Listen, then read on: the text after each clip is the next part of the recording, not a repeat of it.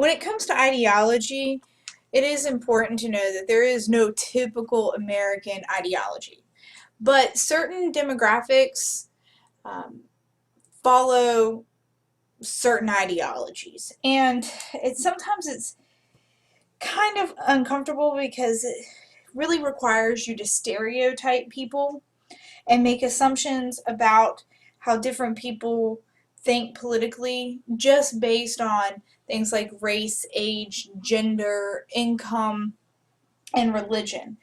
Um, Overall, more Americans consistently consider themselves um, conservative versus liberal, but remember, most people are moderate. But if you're gonna choose, more people choose conservative.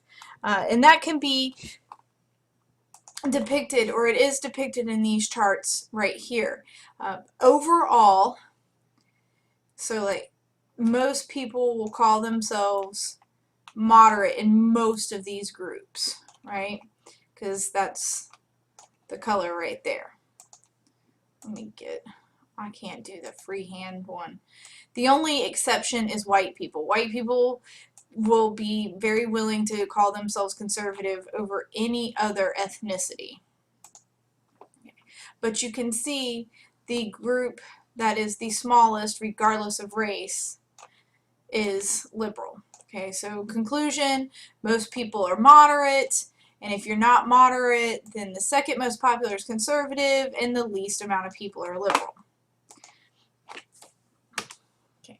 Now, when we talk about ideology and demographics, I'm going to talk about all of these in very deep, all of these different groups in more detail: race, gender, religion, age, region, and income. So region, of course, just to make sure you know that, is where in the country you live. So depending upon where in the country you live depends upon what you are more likely to consider yourself ideologically. Okay, race. This is something that you're going to complete in class, and I'm going to have you look up the typical ideology of each one of these races. Again, I know this is going to seem uncomfortable because we've been told throughout our life not to stereotype, and we're encouraged not to make assumptions about people. But when we look at ideological study, this is what politicians do. Politicians look at various groups of people to try to predict what their ideology is so they know whether or not they have a chance to get the vote from those people. And it's what you're going to. Alright, so to talk about race and ideology and those assumptions that we don't like to make, I went to the Gallup website to kind of break down, or to look at the breakdown of Obama's job approval numbers from last week. So from the week of September 16th to the 22nd. Now we know that Obama on the political spectrum is more liberal, okay? And if you support him, you probably are more liberal. So you can see between the different age groups from 18 to 65, the largest support he gets is 18 to 29-year-olds. So if Obama is liberal, we can make an assumption that most younger people, or more younger people, are going to be liberal. Okay, let's jump down to the race. White. He's getting 34% of white people polled believe Obama is doing a good job. So you can correlate that to liberal. So almost 30 to 34% of white people think that the liberal policies, more or less liberal policies of Obama, are good. Non-white, anybody who's obviously not white, any minority. Black, support is high from the black community, so 85%. Hispanic, 60%. Okay, so you can kind of make the assumption that or liberals are going to get more support from the minority ethnic groups. Let's see if they have gender up here. Hold on one second. Bear with me. You can use this website too in your project. I have a link to the website on your project directions. Okay, there we go. There's gender. Okay, so more females support Obama in general than males, indicating that females are more likely to be more liberal than males. Okay. Oh, here's region. East, Midwest, South, West. Through all of these different groups, the East Coast, like the Northeast Coast, and the West Coast are going to probably be more liberal. The South is the least. Okay. Education. You can see people with a postgraduate degree, like a master's or doctorate degree, are more likely to support the president or his liberal policy. And hold on. So really, I'm going through. There you go. And then here you go. Liberal Democrats are going to be the most supportive of Obama's policies than conservative Republicans. Now look at religion. Okay, attend church weekly. So if you consider yourself religious, you're giving 36% of support to Obama and his more liberal policies.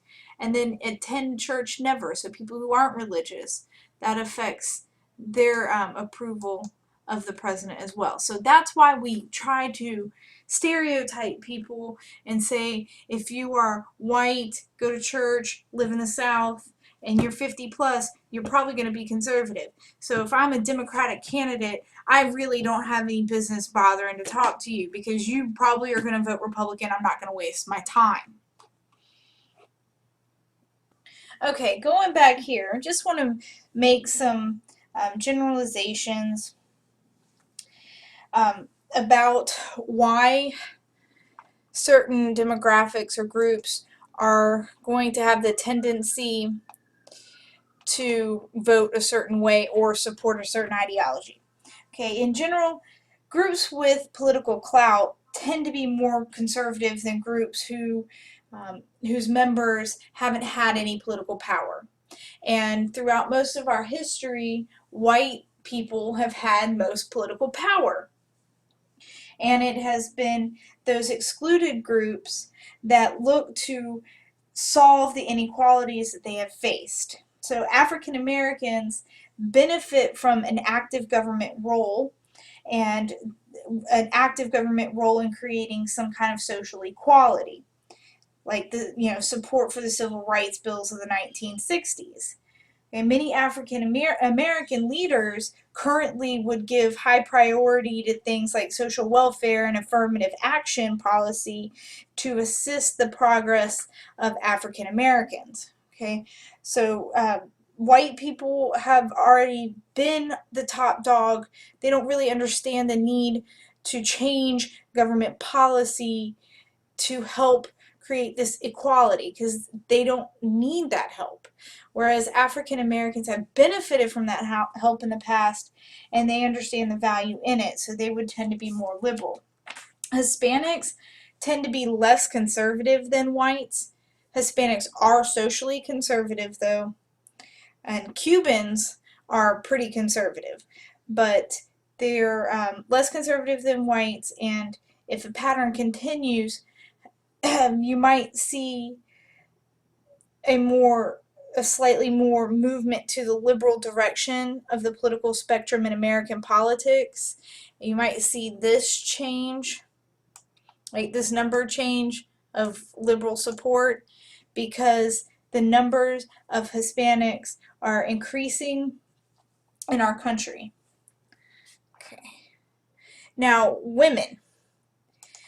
Women are not a minority. They're 54% of our population, but they have been politically and economically disadvantaged. And compared to men, women are more likely to support social services. And we'll go through gender in much more detail.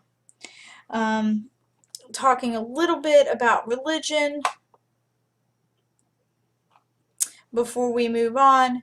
Religion, Catholics and Jews are considered minority groups who've struggled through equality throughout our country. They have been liberal in the past. You're starting to see Catholics shift more to the middle to conservative. But really, when we're talking about religion, we're going to talk more about how ideology is determined whether or not you are religious versus non-religious. Okay, and we're going to go through each one of those and make sure that you understand the race chart that we're going to complete in class, and make sure that you understand why certain races are certain ideologies.